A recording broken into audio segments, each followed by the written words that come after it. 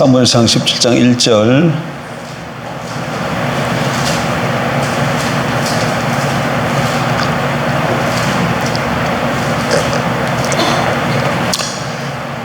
블레셋 사람들이 그들의 군대를 모으고 싸우고자 하여 유다에 속한 소고에 모여 소고와 아세가 사이의 에베스 담밈에 진침해 사울과 이스라엘 사람들이 모여서 엘라 골짜기에 진치고 블레셋 사람들을 대하여 전열을 벌렸으니 블레셋 사람들은 이쪽 산에 섰고 이스라엘은 저쪽 산에 섰고 그 사이에는 골짜기가 있었더라.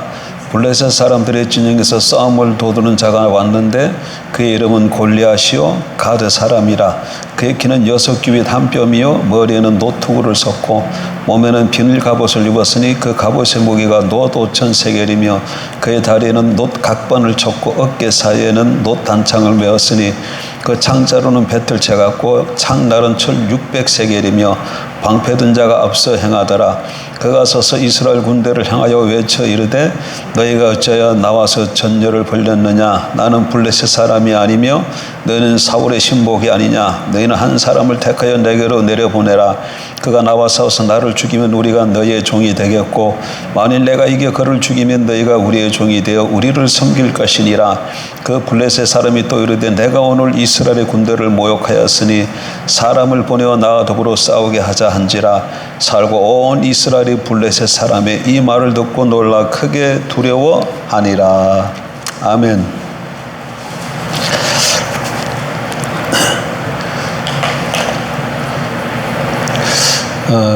구약 성경을 보게 되면 이스라엘은 하나님이 다스리는 나라죠. 하나님이 다스리지만 하나님은 또 거기에도 왕이 있잖아요. 그러면 이스라엘에 있는 왕은 어떻게 되는 건가요? 이스라엘의 왕은 자신이 왕이 아니고 엄밀하게 말하면 하나님의 대리 통치자예요. 그러니까 이스라엘의 주권자는 하나님이시고 이스라엘의 인간 왕은 하나님을 뜻을 알아서 대신해서 다스리는 자입니다. 그래서 이스라엘은 하나님이 통치하는 하나님의 나라, 그리고 이스라엘 백성들은 하나님의 백성이죠.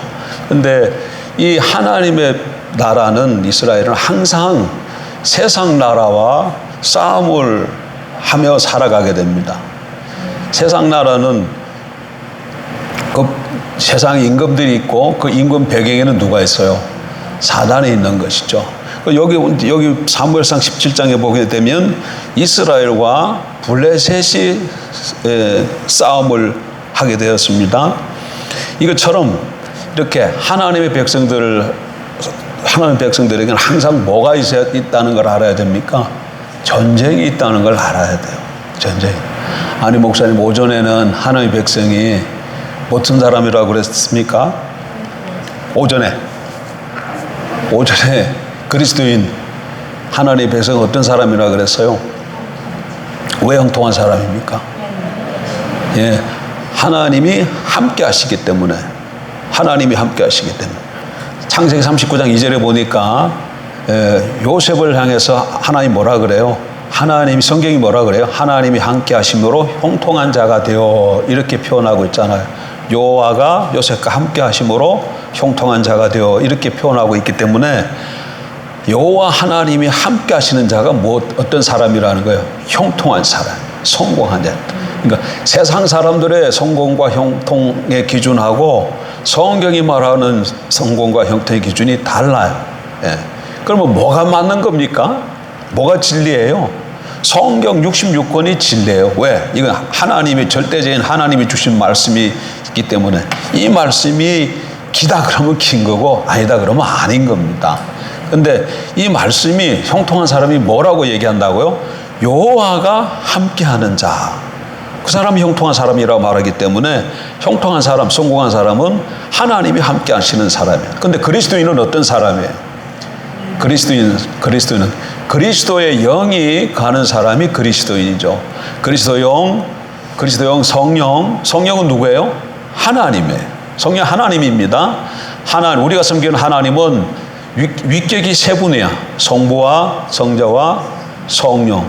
이 세 분이 삼위일체라서 몸이라 그랬는데 몸이라고 설명하면 조금 어려운데 위격이 위격은 인격이에요. 세 인격이 각각의 동일한 그 본체를 갖고 있어요. 그래서 삼위일체라 이런 말을 합니다. 어쨌든 성령도 하나님이셔요. 근데 그 성령이 우리 안에 거하시니까 우리가 어떤 사람이에요? 하나님이 함께하는 사람. 우리가 그리스도인이 하나님을 소유한 사람. 그러니까 성경의 창세기 39장 2절에 하면 우리가 형통한 사람인 거죠. 그런데 그럼 잡으세요. 그럼 우리가 형통한 사람이면 지금 사무엘상 17장에 보게 되면은 하나님 나라에는 항상 뭐가 있다고요?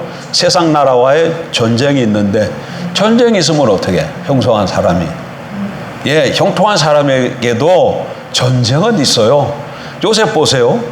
요셉이 여호와가 함께 하시는 형통한 사람이었지만 저기 형들에게 미움을 받아 미디안 상인에게 팔리고 미디안 상인들이 요셉을 보디발의 집에 노예로 팔아버리잖아요.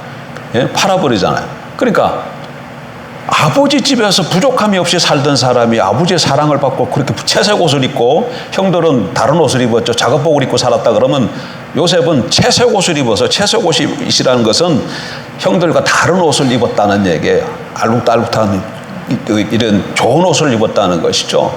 그 얘기는 형들이 나가서 일할 때 요셉은 아버지 그늘 장막에서 시원하게 아버지와 함께 있었다. 그런 의미를 다 내포하고 있는 거잖아요. 근데 하루아침에 뭐가 됐어요? 종이 됐어. 노예가 됐어. 이렇게 삶이 변할 수 있어요. 그럼에도 불구하고 그 상황 속에서 하나님이 함께 하시기 때문에 그 상황을 다스리고 그 사랑을 밟고 그 현실 가운데 승리할 수 있다. 그 얘기예요.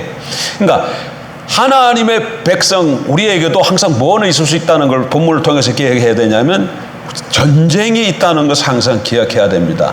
형통하다 그래서 아무 어려움이 없고 늘 좋은 일만 했다. 그건 착각이에요. 우리에게도 뭐가 있을 수 있다? 전쟁이 있을 수 있어요. 이 전쟁은 오늘 하루아침에 생긴 게 아니고 어디서부터 시작된 겁니까? 창세기 어디서부터 시작돼서요? 창세기 3장 15절부터 시작된 거예요. 창세기 3장 15절.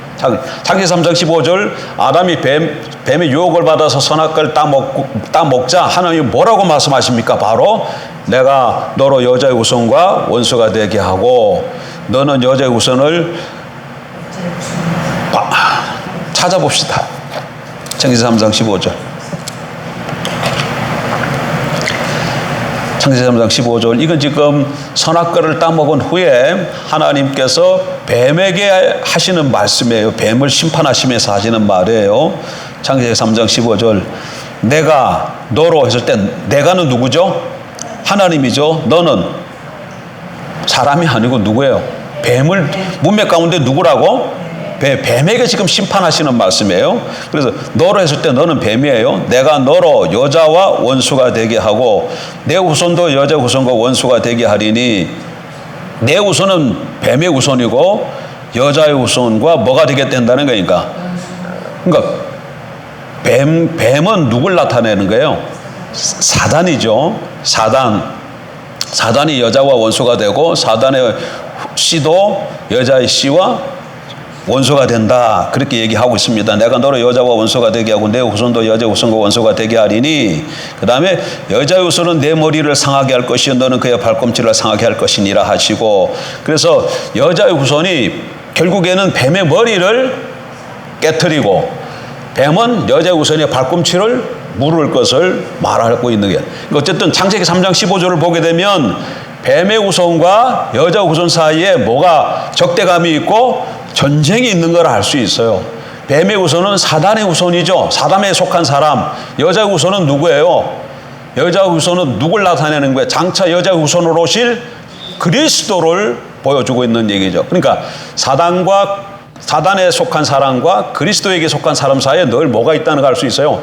전쟁이 있는 거예요. 전쟁이. 이것이 지금 구약 블레셋 사울왕 때에는 어떻게 나타난 겁니까? 이스라엘과 블레셋과의 전쟁으로 나타난 것일 뿐이에요.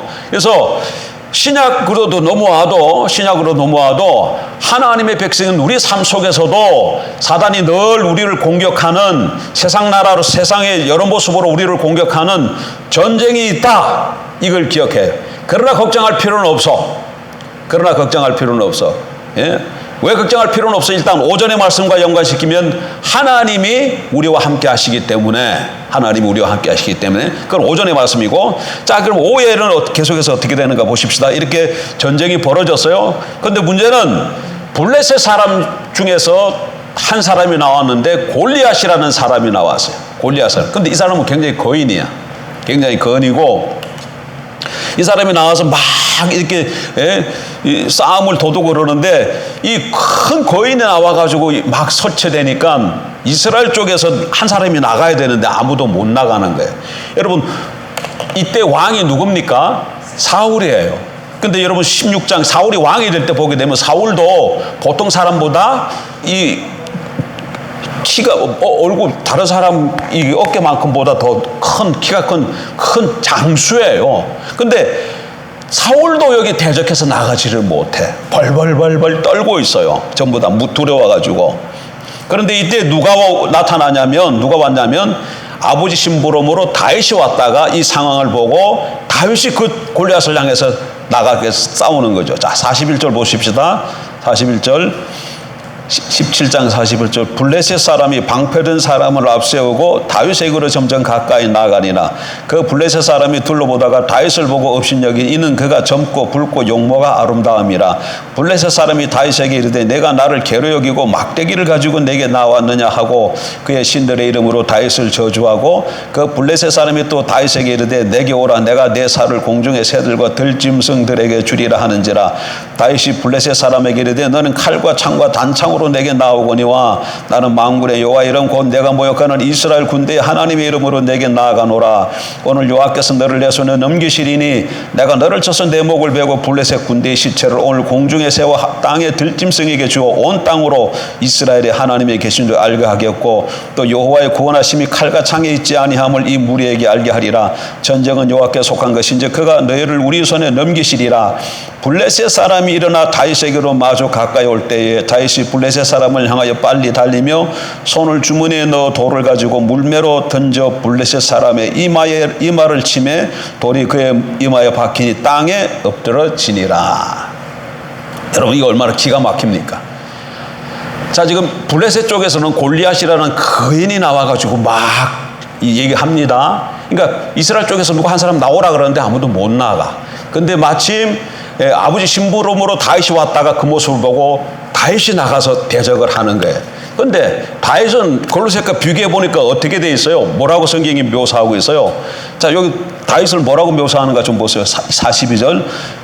블레셋 사람이 둘러보다가, 이 블레셋 사람이 누구죠? 골리앗이에요. 블레셋 사람이 이렇게 보니까 누가 하나가 나오긴 나왔어요. 이스라엘 쪽에서. 이렇게 둘러보다가 다윗을 보고 업심여겼다 그래요. 왜 그러냐면 그가 젊고 붉고 용모가 아름다움이라. 이 싸움을 할 만한 사람이 아니야. 어린 소녀 같은 게 하나 툭 나와가지고 자기랑 맞서겠다거나. 이 골리앗은 전쟁에서 잔뼈가 굵은 사람인데, 거인인데, 모든 중무장하고 있는데, 근데 막대기 뚝 하나 들고 나온 거야. 그러니까 이게 골리앗이 뭐라고 얘기하면, 네가 나를 개로 알고 막대기 들고 나오냐. 사람들이 막대기 들고 개를 이렇게 후찌고잖아요. 그리고 저럼 네가 나를 개로 생각하고 막대기 들고 나왔냐 그래. 아주 우습게 여기고 지금 비웃는 것이죠. 그런데 이 골리앗과 다윗의 싸움에서 근데 중요한 것은 뭐예요? 다윗이 이 골리앗을 보고 두려워하지 않고 나가 싸우는데 어떻게 싸웁니까? 평소에 다윗은 목동이잖아요. 목동이기 때문에 명수로부터 자기 양떼들을 지키기 위해서 늘 쓰던 도구가 있었는데 그게 물매야. 그거 갖고 나간 거예요. 나갈 때 그때 돌멩이 몇 개 가지고 나갔다가 그 물매에다가 돌을 넣고 휘휘 던져가지고 휙 던졌는데 그게 어디 갔다는 거예요? 골리앗의 이마에 맞았고, 그래서 벌렁 넘어진 걸 다시 쫓아가서 칼이 없으니까 골리앗의 칼을 빼가지고 목을 베서 골리앗을 죽였다는 거예요.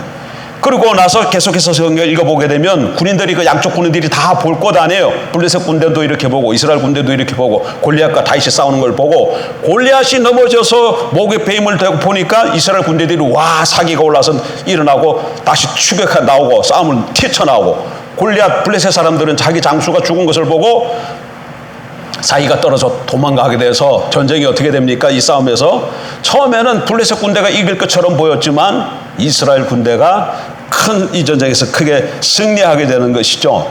그러니까 블레셋에서 누가 나왔다고요?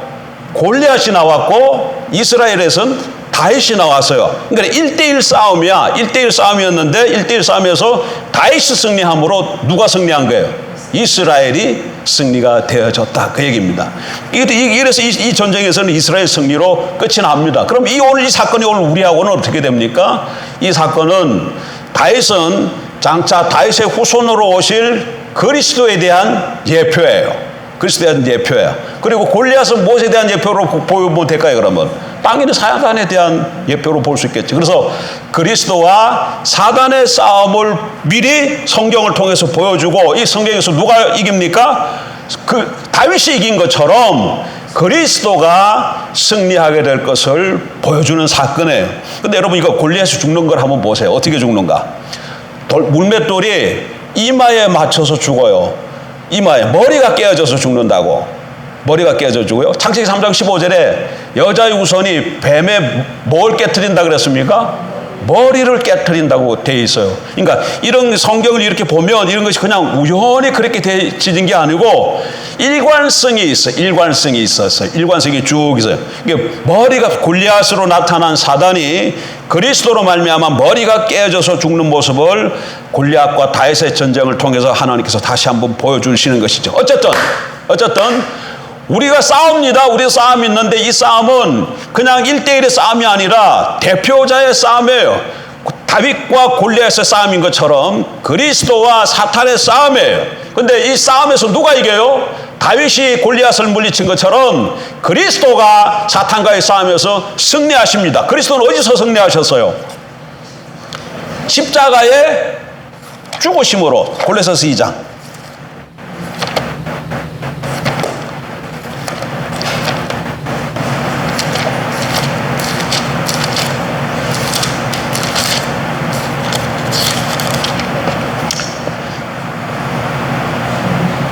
(15절) 통치자들과 권세들을 무력하여 드러내어 구경거리로 삼으시고 십자가로 그들을 이기셨느니라. 통치자들과 권세들, 이것은 이제 사단의 세력, 사단과 함께 사단의 세력들을 통칭해서 말하는데 어떻게 했다고요? 그들을 뭘로? 십자가로 이기셨다. 이렇게 말씀하고 계세요. 그러니까 예수님이 십자가에 돌아가신 사건에 대한 이해를 폭넓게 해야 돼. 폭넓게 내지는 일단 주님의 십자가에 죽으심, 사단이 마귀가 예수를 사람들을 충동해서 십자가에 못 박았는데 오히려 그 사건이 무슨 사건이 되었다는 거예요?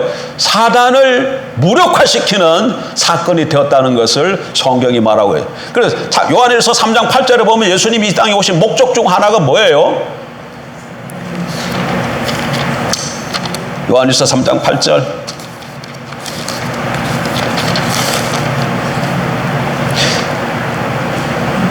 죄를 짓는 자는 마귀에게 속하나니 마귀는 처음부터 범죄함이라. 하나님의 아들은 뭐죠? 그리스도죠.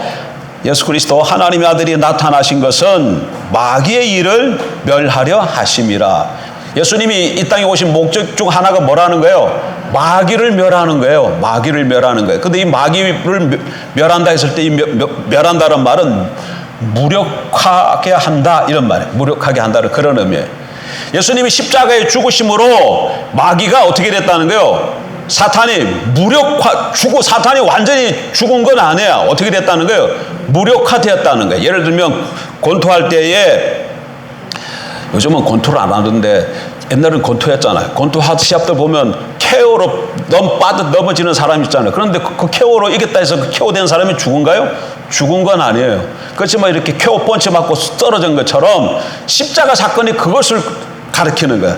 이 십자가의 사건을 통해서 마귀가 어떻게 됐대요? 켜우 당했다는 거예요. 켜우 무력화 당했다는 거예요. 또 힘쓸 수 없는 그런 상태에 빠지게 되었다는 거예요. 그럼 언제 멸하십니까? 예수님이 다시금 오셔서 그를 결박해서 뭐에 집어넣을 때? 영원한 불못에 집어 던질 때 그때 완전히 멸해지는 것이죠. 그러나 십자가 사건은 마귀를 뭐한 사건이다? 무력화시킨 사건이에요. 무력화시킨 사건. 그래서 골리앗과 다윗의 싸움에서 다윗이 승리해서 이스라엘이 승리한 것처럼 사단과 그리스도의 싸움에서 사단이 그리스도가 승리함으로 그리스도에게 속한 사람도 뭐가 된 거야? 승리한 사람. 우리는 그냥 우리는 싸우는 게 아니야. 누가 싸우는 거예요? 그리스도가 싸우는 거예요.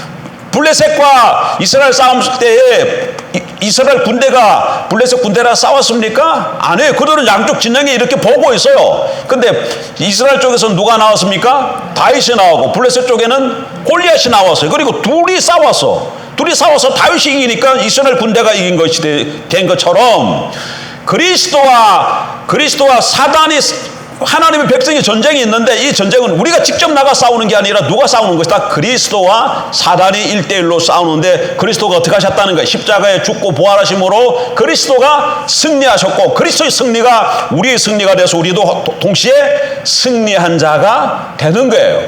이게 엄청난 진리입니다. 여러분, 복음이 뭐가 복음입니까? 뭐가 복음이에요? 복음은 우리가 막 이렇게 저렇게 해서 뭐 되어지는 게 아니야. 복음은 우리는 그냥 예수 믿은 거 하나밖에 없어요. 우리는 그냥 예수님만 믿는 거예요. 그러면 예수님이 하신 예수님이 십자가에서 이루신 그 모든 이 사건들이 우리의 사건이 되는 것이에요.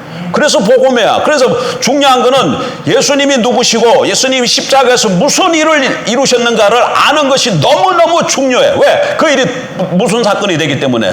나의 사건이 되기 때문에 그래. 그러니까 예수님이 십자가에서 죽으심으로 사단 마귀 악한 세력들을 파하셨다는 것을 믿을 때에 우리 삶 속에도 여러분 골리앗이 나타나. 블레셋 시대 다윗 사울 왕 때는 골리앗으로 나타났고 우리 시대 때는 이 골리앗이 사단이 어떤 모습으로 나타날지 몰라요. 어떤 모습으로 나타나. 뭐 요셉에게는 노예로 팔려가서 이런저런 또 뭐 감옥에 내려가는 이런 어떤 현실로 나타났다 그러면 우리에게도 다양한 모습으로 사단이 우리를 공격해 올 수 있다는 얘기예요. 그런데 어떤 경우에는 우리가 도무지 감당할 수 없는 이런 골리앗과 같은 모습으로 나타나기도 한다니. 그럼 우리는 그 모습만 보면 대부분 다 어떻게 될까요? 질리는 거죠. 도무지 이건 내 힘으로는 감당할 수 없겠구나. 죽었구나. 현실에 압도되어 버리는 거죠. 그러나 아무리 골리앗과 같은 모습으로 나타났다 할지라도 뭘 기억해야 됩니까? 골리앗이 누구에게 졌어요?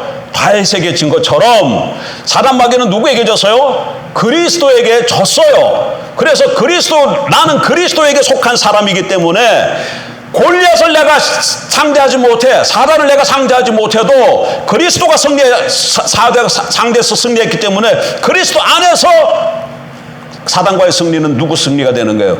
나의 승리가 되는 거예요. 그러니까 나의 삶 속에도 여러 가지 골리앗이 나타납니다.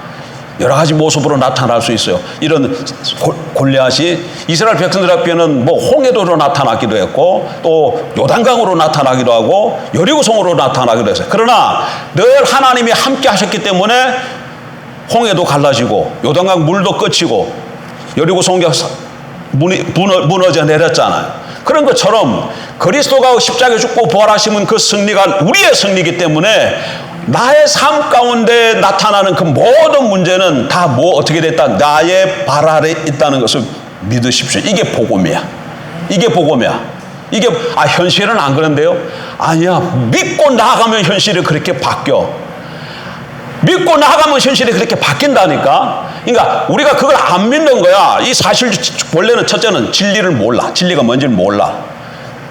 그러니까 모르니까 당연히 자기 마음대로 살겠죠. 근데 알아. 근데 어디 배웠어요? 알아요. 근데 그걸 안 믿어. 그러니까 아무 역사가 나게 안 나타나는 거야. 그러나 진리가 뭔지를 알고 내가 그걸 믿음으로 화합을 하면 그 진리가 실제로 이루어진다니까. 이게 성경의 약속입니다, 여러분. 그러니까 예수님의 십자가의 사건은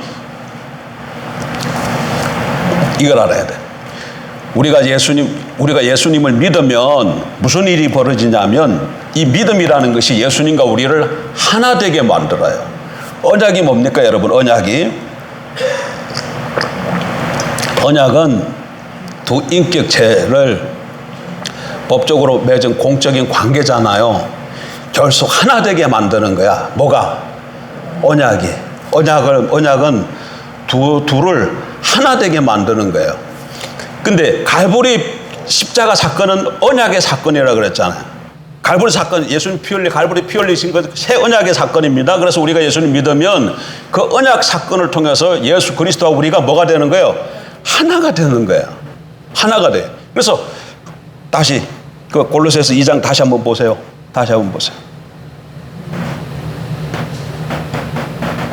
12절 한번 보십시다. 2장 12절. 골로새 2장 12절. 너희가 세례로 그리스도와 함께 장사되고 또 죽은 자들 가운데서 그를 일으키신 하나님의 역사를 믿음으로 말미암아 그 안에서 함께 일으키심을 받았느니라. 여기 보세요. 예수님은 십자가에 죽고 3일 만에 부활하셨잖아요. 그런데 성경이 예수님 십자가에 죽고 부활하신 사건을 우리의 사건으로 설명하고 있어요. 어떻게 설명하고 있어요? 우리가 예수 그리스도 믿으면 그리스도가 십자가에 못 박혀 돌아갈 때 우리도 그와 함께 죽었다. 지금 그렇게 말하고 있잖아요. 다시 보세요. 너희가 세례로 그리스도와 함께 뭐가 되고 장사되고. 세례라는 건 뭐예요? 세례 받잖아요. 세례. 이게 세례를 원래는 침례가 더 좋아. 뭐가 좋다고요? 침례. 침례는 어떻게 하는 거죠? 물속에 들어가는 거잖아요. 세례는 물로 초세로 해가지고 뿌리는데 우리가 주는 세례는 피로, 예수의 피로 죄를 씻는다, 그런 의미예요. 근데 그거보다는 침례는 물속에 들어가는 거잖아요. 그러니까 세례 받았다 그러면 사람이 어떻게 됐다는 게 물속에 들어갔다는 얘기잖아요. 그럼 뭐 어떻게 되는 거예요? 물속에 들어가면 죽었다는 얘기야. 근데 세례 받고 나오면은 다시금 사는 거잖아요. 그런 것처럼 예수를 믿을 때 예수님과 함께 믿음이 예수님과 뭘 시킨다고요? 하나 되게 만든다 그래요. 연합시킨다 그래요. 그래서 예수님이 죽을 때 예수님만 죽은 게 아니라 예수님만에서 우리가 함께 죽은 거예요. 그거를 세례로 표현을 하는 거예요. 그러니까 세례를 받았다 그 얘기는 예수를 믿었다 그 말이야. 세례 받았다는 얘기는 뭔다고요? 그래서 예수님 마가복음 28장에 보면 너희는 가서 모든 족속으로 제자를 삼으라 그렇게 말씀하시잖아. 근데 어떻게 제자를 삼아요?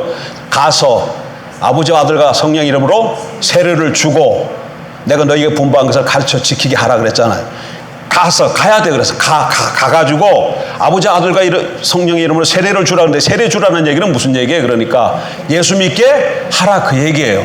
의식을 베풀라 그 얘기가 아니라 지금은 세례하고 믿는다는 말이 떨어져 있지만 세례라는 말과 믿는다는 말은 같은 의미예요. 세례받았다 그 얘기는 내가 예수 믿는 사람이다 그 말이고 예수 믿는 사람이다 그 얘기는 세례받았다 그 말이에요. 그러니까 내가 예수 믿는 것을 세례라는 의식으로 나타나는 거예요. 그러니까 지금은 뭐야? 다 군대 가면 다 세례 준다 그러면 다 와. 왜 와요?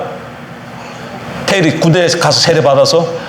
아니 우리 교회에서 받았거든. 근데 군대 가면 세례 주면 사람들 많이 오잖아요. 군인들, 청년들. 왜 와요? 세례 받는다는 건 예수 믿으러 온 건데 예수 믿으려고 온 게 아니고 세례 받으면 빵도 주고 뭣도 줘요. 그리고 좀 훈련도 쉬고 그러니까 다 나오는 거야. 그래 놓고는 세례 받으면 예수 믿는 사람 되는데 돌아가서는 안 믿어. 그래서 지금 세례하고 의식이란 말, 이 세례라는 의식하고 믿음하고 이게 떨어져 있어요. 그러니까 초대교회 상태는 그 말이 아니야. 이게 한 말이야. 한 말에. 그러니까 초대교회 때는 세례 받았다 그 얘기면 무슨 말이야? 내가 예수 믿는 사람이다. 내가 예수 믿는 사람이다. 그러면 나는 세례받았다. 그 얘기예요. 그러니까 여기서 보니까 너희가 세례로 그리스도와 함께 장사되고 그러니까 그리스도 믿었을 때 이 믿음이 그리스도와 우리를 하나로 연합시켰기 때문에 주님이 죽을 때 우리가 함께 죽었고 주님이 죽은 것으로 끝난 게 아니잖아요. 3일 만에 일으킴을 받으셨잖아. 하나님이 그리스도를 다시금 살리셨잖아. 부활시키셨잖아. 그래서 부활하실 때 우리도 그 안에서 함께 부활하신 거예요. 우리 함께 부활한 거예요. 그러니까 믿음이라는 것이 그리스도의 모든 사건을 나의 사건으로 만드는 사건이에요. 그러므로 이 주님에게 일어났던 그 모든 일들이 믿음을 통해서 나의 사건이 되어지는 것을 이걸 놓치면 안 돼. 여러분, 예수님이 십자가에 죽고 3일 만에 부활하시면 무슨 일이 벌어졌어요? 여기서는 십자가로 인해서 모든 악한 권세들을 무력화시켰다 이렇게 얘기하고 있지만 빌립보서 2장을 한번 가보세요. 거기는 또 뭐라고 말하고 있는가? 빌립보서 2장 9절. 하나님이 그를 8절부터 볼게요. 사람의 모양으로 나타나사, 그리스도가 사람의 모양으로 나타났다는 거죠. 사람의 모양으로 나타나서 자기를 낮추시고 죽기까지 복종하셨으니 곧 십자가에 죽으심이라. 이러므로 9절, 하나님이 그를 지극히 높여 모든 이름 위에 뛰어난 이름을 주사 하늘에 있는 자들과 땅에 있는 자들과 땅 아래에 있는 자들로 모든 무릎을 예수 이름에 꿇게 하시고 모든 입으로 예수 그리스도를 주라 신하여 하나님 아버지께 영광을 돌리게 하셨느니라. 예수님이 십자가에 죽고 3일 만에 하나님께서 그를 부활시켜가지고 어떤 자가 되게 하셨다고요? 하늘에 있는 자들과 땅에 있는 자들과 땅 아래에 있는 모든 자들로 하여금 예수 이름에 무릎을 꿇게 하셨다. 온 천하 만물에 뭐가 되게 하셨다? 주가 되게 하셨다. 이렇게 말씀하고 계셔요. 그러면 믿음으로 우리가 누구랑 하나가 된다는 거예요? 그리스도와 연합된다 그랬잖아. 그러면 예수님의 이 지위가 누구 지위예요? 우리 지위예요. 안 믿어지는 거야. 안 믿어지는 거야. 그러니까 믿고 행하면 이렇게 되는데, 그러니까 첫째 몰라서 못 믿는 거야. 첫째 모르다고요? 몰라서 못 믿는 거야. 두 번째는 아는데 그냥 지식으로 끝나는 거야. 근데 세 번째는 이 지식을 믿으면 이대로 이루어지는 거야. 이루어지는 거예요. 그러니까 기독교는, 복음이라는 거는 뭘 내가 뭐 하니까 공로를 쌓고 뭘 저렇게 해가지고 하나님이 이렇게 복을 주는 게 아니고 그냥 나는 하는 일이 아무것도 없어요. 근데 예수님께서 무슨 하신 일을 내가 믿으면 그 사건이 누구 사건이 된다는 거예요? 내 사건이 된다는 거예요. 그래서 그걸 복음이라 그러는 거예요. 복음이라 그러는 거예요. 그러니까 인간에게 있어서 가장 핵심적인 문제는, 근본적인 문제는 뭐 인간이 죽는다는 거예요. 죄로 인해서 죽는다는 거예요. 죽음의 증상은 뭐라 그랬습니까? 우리 삶 가운데 나타나는 모든 악과 고난이죠. 악과 고난은 죽음의 증세예요. 죽음의 증세. 죽음에 이르는 병에 걸려서 모든 사람들이, 그러니까 나타나는 증세가 이런저런 결핍으로 인해서 말미암아 이런 고통이 찾아오게 되어지는 것이죠. 근데 이 죽음의 그래서 이게 죽음이 가장 근본된 문제인데 이 문제를 누가 해결하셨다고? 예수 그리스도가 십자가에 죽고 부활하심으로 해결하셨다고요. 근데 우리가 그럼 그 예수를 믿으면 그 예수 해결한 그것이 누구 것이 된다는 거예요? 나의 것이 되어서 우리가 죽음 문제를 해결한 자가 된다는 거예요. 근데 실질적으로 그런 일이 그러면 벌어지느냐? 믿으면은 나타나고 안 믿으면 안 나타나는 거예요. 믿으면 나타나고 안 믿으면 안 나타나는 거예요. 그러니까 성경은 항상 하나님의 말씀입니다. 이게 말씀이기 때문에 이 말씀을 믿으면 이 말씀이 내게 실상이 되어지는 거예요. 오늘도 그리스도인은 하나님이 함께 하시기 때문에 우리가 뭐라고 말씀하고 있어요? 성공한 자다, 형통한 자다 이렇게 말하시잖아. 그걸 내가 믿음으로 받아들이면 하나님이 나와 함께 하심으로 내가 뭐가 되는 거예요? 내 삶이 실질적으로 형통한 자가 되는 거예요. 성공한 자가 되는 거예요. 근데 머리로만 알고 실질적으로 받아들이지 않으면 그냥 나와 같은, 지금 같은 삶이 되어지는 것이죠. 그러니까 이게 믿음이 그래서 중요해. 그러니까 다른 종교하고 기독교가 차이가 뭡니까? 다른 종교는 자꾸 뭐 이런 사람이 이렇게 저런 무슨 일을 많이 해야 그 이런 뭘 공로를 쌓아야 신이 그걸 쌓는 걸 보고 기특하게 여겨서 이렇게 은혜를 베풀어 주시는 거야. 안 믿는 사람들이 그 무슨 가게를 하나 열면 사업을 시작하면 거기 뭐 합니까? 고사 지내잖아요. 고사 지내잖아요. 그리고 고사 지낼 때 그냥 지내나요? 어떻게 해요? 돼지대가리 하나 갖다 놓고 무당들이 와서 막 굿하는데 사람들이 가서 또 뭘 어떻게 해야 돼요? 그 콧구멍에다가 옛날에는 푸른 거 집어넣었지만 요즘은 푸른 거 집으면 안 된다 그럴까? 뭐 집어넣으라 그래요? 누리끼리 한 거 그런 거 꽂아라 그럴 거야. 그러고서 막 이렇게 하면 공로를 쌓으면 그 공로를 보고 귀신이 감동을 해가지고 뭐 잘하면 복을 많이 주고 잘 못하면 뭐 적당히 하면 적당히 주고 뭐 이런다는 게 이게 다 이방 신들은 다 그러는 거예요. 근데 기독교를 그렇게 알면 안 된다는 거예요. 우리의 이런저런 의회에서 하나님이 뭐 이렇게 움직이시지 않아. 하나님은 다 모든 걸 다 해놔. 그리고 우리가 뭐 하는 게 없이 우리는 그냥 그것을 믿음으로 바라보면 우리에게 그냥 그것이 나의 것으로 허락이 되어진다는 얘기예요. 그런데 하나님의 무엇 안에서 그걸 다 이루셨다고요? 예수님 그리스도 안에서, 십자가 안에서, 십자가 부활을 통해서 모든 걸 다 이루어져 놓고 예수가 주라는 것을 믿기만 하면, 예수가 그리스도라는 걸 믿기만 하면, 예수가 십자가에 죽고 3일 만에 부활하신 분인 것을 믿고 영접만 하기다 하면 하나님이 예수 안에서 이루신 그 모든 것들을 누구에게 주신다는 거예요? 저와 여러분에게 그냥 주신다는 게, 이게 복음이야. 그러니까 우리가 뭘 어떻게 해가지고 얻는 게 없어. 근데 그럼에도 불구하고 자꾸 교회에서 보면 나중에 뭘 해라고 자꾸 얘기해야 돼. 무슨 무엇도 해야 됩니다. 무엇도 해야 됩니다. 무엇도 해야 돼요. 하나님에게 무슨 이렇게 좀 어떻게 은혜를 우리가 뭐 이렇게 좀 구하고 하면 하다못해 새벽 예배라도 좀 잘 지키고 뭐 금식도 좀 하고 뭐 해야 되지 않겠습니까? 그건 성경을 몰라서 하는 얘기예요. 그 성경이 복음이 뭔가 모르는 사람이 하는 얘기라고. 근데 우리는 다 그렇게 배워왔어. 나도 그렇게 배워왔고. 근데 성경을 알고 보니까 성경 그렇게 말하고 있지 않다는 거예요. 모든 것 하나님 다 뭘로 주신다? 하나님이 우리에게 그리스도 안에서 모든 걸 다 은혜로 주시는 거예요. 다만 우리는 그거를 믿음으로 받는 것뿐이에요. 믿음이라는 것에 안에 무슨 행위가 들어가 있는 게 아닙니다. 이때 믿음이라는 것은 행위에 반대되는 개념으로 믿음이라는 단어를 쓴 거예요. 믿음이라는 말은 율법의 행위라는 이 단어에 대한 반대되는 개념으로 바울이 만들어낸 용어예요. 믿음이라는. 그러니까 여기는 어떤 사람의 자기 공로나 뭐가 이게 들어가는 게 없어요. 하나님이 전적으로 모든 걸 다 하시고 그걸 우리에게 뭘로 주신다? 은혜로 주신다는. 그렇다고 그래서 우리 삶 가운데 사단의 역사나 전쟁이 없느냐? 그건 있어요. 사단이 아직도 살아있고 세상도 있고 내 안에 육체가 있어서 늘 나의 문제는 살아가는 동안에 늘 끊임없이 문제가 늘 일어나. 그리고 어떤 때는 골리앗과 같은 그런 현실이 내 앞에 닥칠 수도 있다는 얘기예요. 그러나 문제는 뭐라는 거예요? 그 골리앗과 같은 현실도 예수 그리스도가 십자가에 죽고 부활함으로 일단 그 문제 자체가 어떻게 됐다는 거예요? 해결되어 있다는 거예요. 믿으십시오. 내가 지금 만난 골리앗 사건이 지금 나는 지금 현실을 만났지만 그 문제는 어떻게 됐다고? 2000년 전에 이미 해결이 됐어요. 어떻게? 주님이 십자가에 죽고 부활하심으로. 사단이 아직도 살아가지고 발부둥 쳐서 이런저런 모습으로 나타났지만 이미 사탄은 2000년 전에 십자가에서 패했어. 지금 무력화해 있어. 그래서 때로는 이런 그 철로역정 같은 소설이 우리에게 도움이 돼. 철로역정 같은 거 도움이. 철로역정 내용이 뭐냐면 그리스도인이 장망성 천국을 향해서 걸어가는 여행길이잖아요. 근데 어느 데 장망성 가까이 왔는데 멀리서 보니까 맹수가 둘이서 막 날뛰는 거야.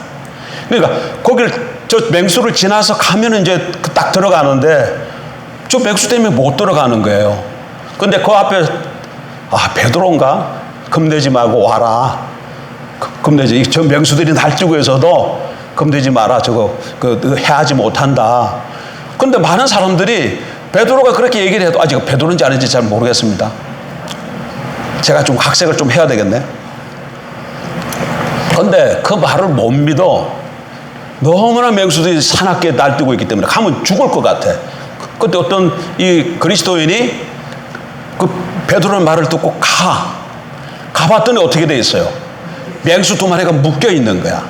묶여 있어가지고 막 날뛰는데도 요 줄이 묶여 있어가지고 여기까지 밖에 못 와. 요 가운데로 이렇게 오면은 그냥 올 수 있는 거예요. 들어갈 수 있는 거예요. 근데 멀리서 보니까 맹수가 막 날뛰니까 무서워서 못 가는 거예요. 근데 오라는 말을 듣고 믿고 갔더니 갈 수 있는 길이라는 얘기예요. 예, 이게 좋은 예야. 예수 하나님이 뭐라고 말씀하셔요? 그리스도 안에서. 그리스도 안이란 말은 예수 십자가 죽고 부활하심을 얘기합니다. 그리스도 안에서 모든 것이 다 이루어졌다, 해결되었다고 선포를 해. 근데 현실을 보니까 어떻게 해? 나의 삶 가운데 뭐가 자꾸 나타나? 어떤 데는 뭐 이렇게 블레셋 용사들도 나타나고 뭐 이렇게 좀 저런 것도 나타나는데 때로는 뭐가 나타나요? 골리앗이 나타난다니까. 그러니까 골리앗이 나타나가지고 막 이렇게 길게 뛰니까 저건 도무지 감당할 수 없겠구나. 저거는 내가 했다가는 꽁짜 없이 내가 죽겠구나. 이렇게 보이는 거죠. 뭐가? 나의 삶 가운데 나의 현실이. 그러나 그 현실이 진리가 아니고 뭐가 진리예요? 말씀이 진리입니다. 말씀이 뭐예요? 네가 보고 있는 그 현실이 진짜가 아니고 진짜는 예수 그리스도가 십자가에 죽고 부활하심으로 그리스도가 뭐 하셨다는 거예요? 승리하셨다는 게 진리야. 예수님이 십자가에 죽고 부활하신 것이 진리지 내 눈앞에 보이고 있는 현실이 진리가 아니에요. 그러니까 내가 주님이 십자가에 죽고 부활하셨다는 이 하나님의 말씀을 믿으면 내 앞에 있는 골리앗을 내가 다스릴 것이고 발 아래 밟을 것이고 내가 승리할 것이지만 이 말씀을 알고 있다 할지라도 100으로 믿음으로 합하지 못하면 현실이 나를 삼키겠지. 현실이 나를 삼키겠지. 예? 그러니까 우리에게 믿음이 필요하다는 거, 뭐 다른 거 믿는 게 아니야. 뭐 믿는 거야? 그냥 하나님 믿는 거야.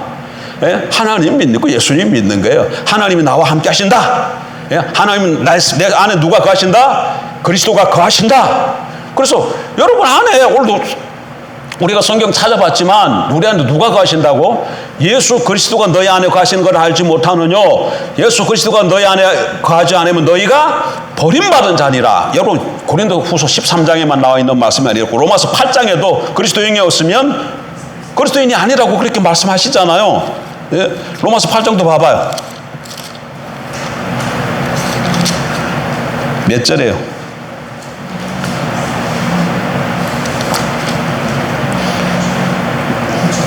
9절. 만일 너희 속에 하나님의 영이 하나님의 영이네. 하나님의 영이 9절. 만일 너희 속에 하나님의 영, 그럼 뭐예요? 성령이죠. 하나님의 영이 거하시면 너희가 육신에 있지 아니고 영에 있나니 누구든지 그리스도의 영이 없으면 그리스도의 사람이 아니라. 그러니까 하나님의 영, 그리스도의 영, 지금 막 바울이 이렇게 혼용하고 있어요. 왜 그럴까요? 성령은 아버지 하나님으로부터 나오셔. 근데 그 나오는 걸 아들이 받아서 우리에게 보내주시는 거예요. 성령이 어디서 나온다고요? 아버지로부터 나오는 것을 아들이 받아서 우리에게 보내주시기 때문에 하나님의 영 그렇게도 표현하고 그리스도의 영 이렇게도 표현하고 그리스도가 하나님의 아들이기 때문에 아들의 영 이렇게도 표현하는 거예요. 그러나 다 무슨 영이다? 성령이 성령이라는 말을 아들의 영, 그리스도의 영, 하나님의 영 이렇게 다르게 표현한 거예요. 그러나 똑같다. 근데 성경이 뭐란다고? 하나님의 영, 성령이 없으면 뭐라고요? 그리스도인이 아니다 그러는 거야. 그러면 우리 안에 누가 거하신다는 거야? 예수 그리스도 믿고 영접한 사람에게는 하나님의 영, 그리스도의 영, 아들의 영, 성령이 거하신다는 거야. 하나님이 거하신다는 얘기잖아요. 그러니까 하나님이 내 안에 거하시는데 하나님이 나와 함께 하시는데 뭐가 문제냐는 얘기예요. 뭐가 문제냐는 얘기예요. 하나님이 나와 함께 하시는데 문제는 이 사실을 믿냐 안 믿냐가 문제인 것이지. 요셉처럼 그것을 믿으면 우리 삶이 어떻게 돼? 요셉이 늘 일사천리로 그냥 아무 일 없이 그냥 쫙. 어떤 사람은 예수 믿고 나면 이런 어렵고 힘든 일이 있으면 그 예수 잘못 믿어서 그렇다고 그러는데 그 거짓말입니다, 여러분. 뭐라고요? 그 새빨간 거짓말입니다. 예수 잘 믿어도 무슨 일이 벌어질 수 있어요? 어려운 일이 나타날 수 있어요. 어려운 일이 나타나는 것이 예수를 잘못 믿어서 이렇게 나타나는 게 아니야. 예수를 잘 믿는데도 그런 일이 나타날 수 있어요. 근데 문제는 뭐냐? 예수를 잘 신앙 가운데 있으면 아무리 어려운 문제가 있다 할지라도 주님의 능력으로 그 문제를 우리가 해결하고 승리하는 삶을 살 수 있다는 거예요. 요셉을 봐봐. 요셉 아버지 집에 있다가 뭘로 팔려가? 종으로 팔려가고, 종으로 팔려가서 좀 살만한데 어디로 가요? 그 다음에 감옥으로 떨어지잖아. 이렇게 쿵 떨어졌는데 한 번 더 쿵 또 더 떨어지잖아요. 그러나 쿵 떨어졌는데 거기서도 하나님이 함께 하셔서 다시금 세워주시고, 또 부디발 아내 때문에 더 떨어졌는데 그 가운데서 또 하나님 또 세워주시고, 그러다가 여기서부터 아주 높게 하나님이 세워주시는 것이잖아요. 우리 삶도 똑같다는 거야. 예수를 잘 믿어도 때로는 쿵 떨어지기도 하고 더 떨어지기도 하지만, 그러나 그때마다 하나님이 지혜를 주시고 그때마다 역사 함께 하셔서 있는 현실 속에서 성공케 하시고 형통케 하신다. 근데 그거를 구약식으로 표현한 것이고, 신약에 오게 되면 이 모든 문제가 뭐 안에서 다 해결됐다는 거야. 지금 예수님의 십자가 사건과 부활, 그리스도 안에서 다 해결됐기 때문에 내가 믿으면 그리스도의 능력으로 모든 현실을 발 아래 밟고 승리하게 될 줄 믿습니다. 이거야. 예수 믿는 건 이거예요. 다른 거 말할 필요가 없어. 뭐 다른 게 뭐가 없어요. 근데 자꾸 여기 이 일을 하기 위해서 무슨 금식을 해야 된다, 뭐 성경을 몇 독 해야 된다, 뭐 전도를 어떻게 해야 된다, 그게 갖다 붙이면 뭐가 되는 거예요? 뭐 그렇게 해야 된다고 붙이는 순간 그게 뭐가 되는 거예요? 공로가 되어져서 자기의가 되어지고 그것을 하나님이 가장 미워하는 거예요. 뭐라고요? 우리는 그렇게 하는 것이 가장 하나님 좋아하시는 것처럼 생각되지만 가장 왜 미워하게 돼요? 왜 가장 주님이 미워하시는 거예요? 왜 하나님이 가장 미워하시는 게 되어져요? 그렇지. 십자가 안에서 십자가 부활로 하나님이 다 이루신 것에 그거를 해소시키는 사건이 되어지기 때문에 그래.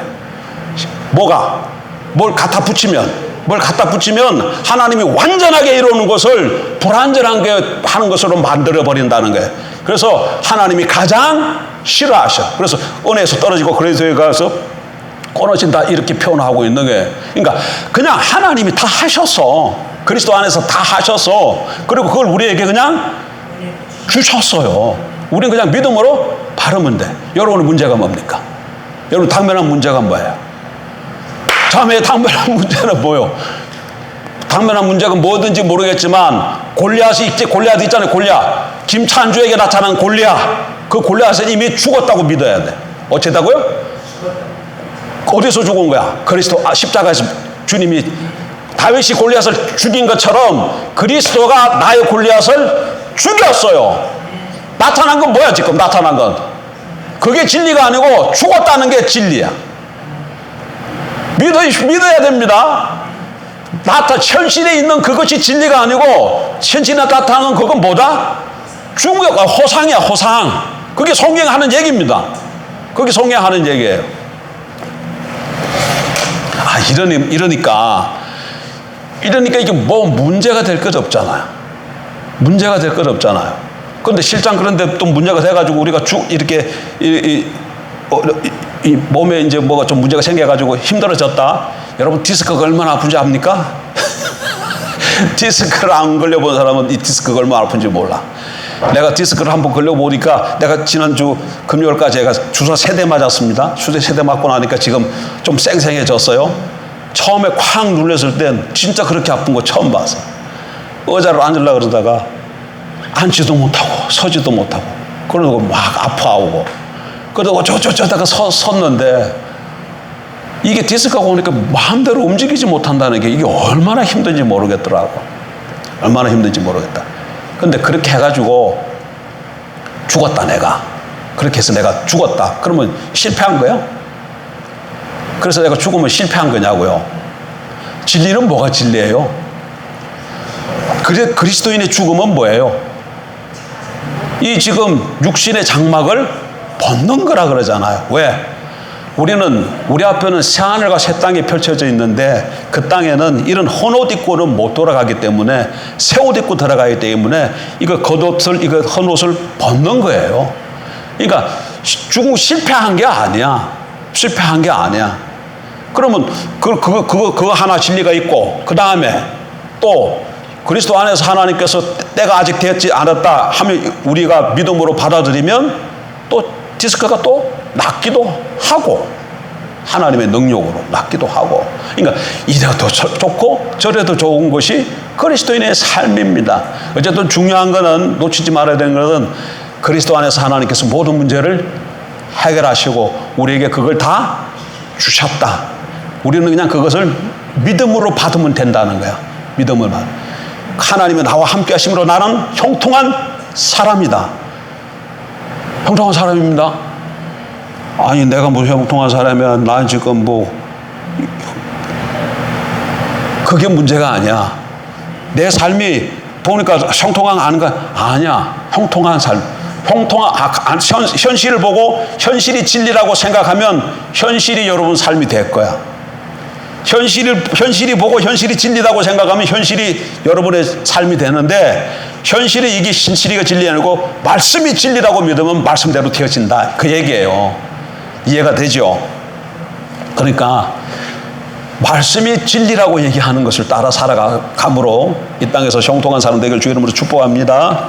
주님